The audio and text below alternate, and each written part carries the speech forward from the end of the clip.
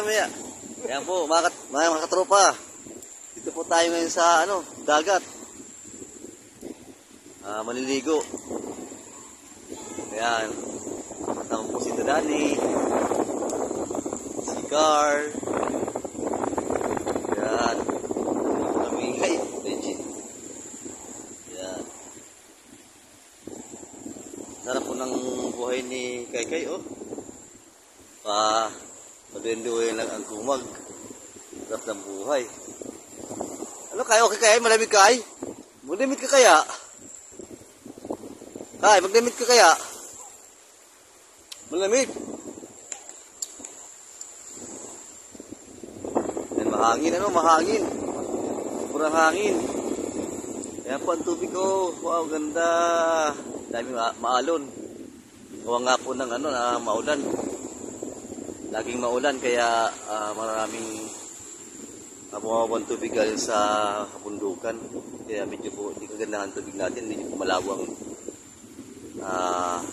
tubig. Pwede nga po dito magkape. Kasi po kulay po kape ang tubig. Kulay kape. Asukal na lang wala, pwede na. Pero po okay naman, kahit maligo, diyan lang nga po sa banda sa may gitna. Ayan, pwede po niya maligo sa bandang gitna. Sa tabi, medyo po kasi sumasabay yung buhangin sa alon. Sobrang lakas ng alon nakakabkab yung buhangin. Kaya mabuhangin yung tubig. Pero po sa gitna, okay naman. Ang ganda.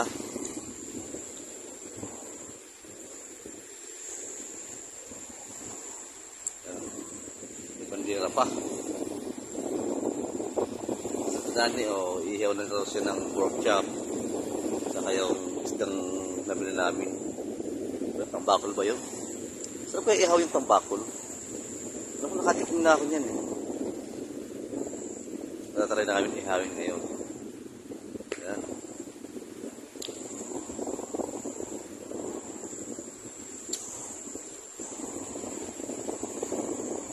Pampautos siguro. May pandira pa kami Ayan. Sarap po ng buhay ni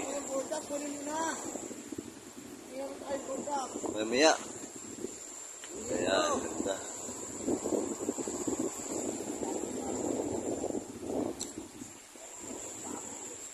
Ayan, lumalabas na yung mga nag-aati na. Lumalabas na po yung yung mga bato na pagtitikan namin mamaya ng tihin. Yung bato lumalabas na, ayan. Pero maya-maya labas na yan, pwede ng titik ng tihin.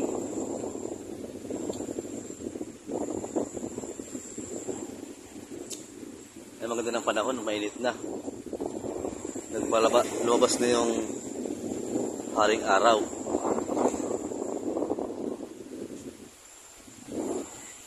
Ganda na ng panahon sa maligo. Combination niya sa malamig na tubig. Kasi nga po malamig ang tubig sa tabi. Pero po sa gitna baka maligamgam rin yan. Hindi po kagandahan ng buhangin nandito. Kasi nga po maraming basura na pinagpad ng tubig ng hangin. Kung makikita niyo po ang mga batong gaganda. Gaganda po ng mga rock formation na po.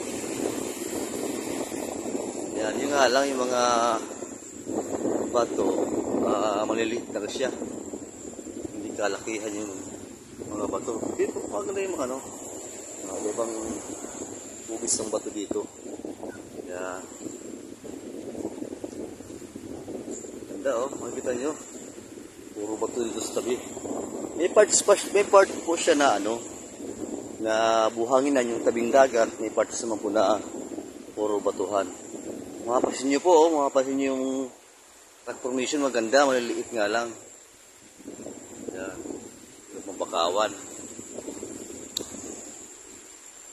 Yan po mamaya, lumalabas yung ibang bato. Mamaya-maya, labas na yan. Pili na tayong magkat-kat ng yung bagisara. Yung bagisara tawagan nila.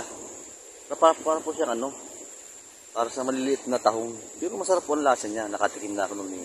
Last time na pumunta kami dito kumuha kami nun. po yung tihim. Tihim po. Kung alam niyo yung tihim, masarap yun. Mamaya kumangungo kami dito sa Riwa.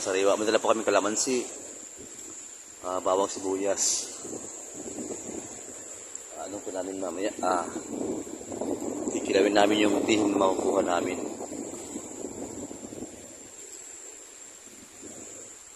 Ganda. Ganda ng dagat. Sarap maligo. Mamaya maligo na tayo. Yan. Nagre-ready lang muna ng makakain. Para pag nakakain tuloy na yung paliligo. Sarap kumain. Sa tabing dagat, malamig. Saka po kung napansin niyo po, pag tayo po yung nasa dagat, para po bagang sarap kumain. Kung mapapansin niyo, try niyo. Kung mapapansin niyo na pag nasa yung dagat, sarap kumain. Oo, kahit ang ulam niyo tuyo-tuyo lang, gaganahan kang kumain.